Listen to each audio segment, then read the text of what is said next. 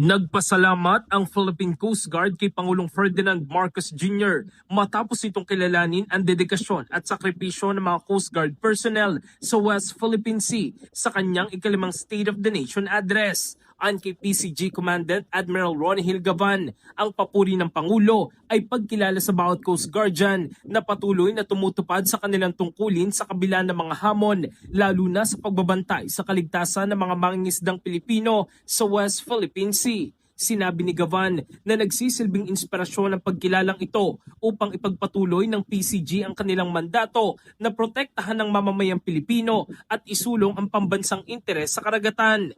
Binigyan din ng PCG na lalo nitong paiigtingin ang pagpapatupad sa tungkulin bilang suporta sa programang Bagong Pilipinas ng Administrasyong Marcos. Tiniyak din ni Gavan na mananatiling profesional ang Coast Guard sa pagpapatupad ng kanilang mandato sa pangangalaga sa karapatang pandagat ng Pilipinas at kaligtasan sa karagatan habang patuloy na iginagalang ang umiiral na international law.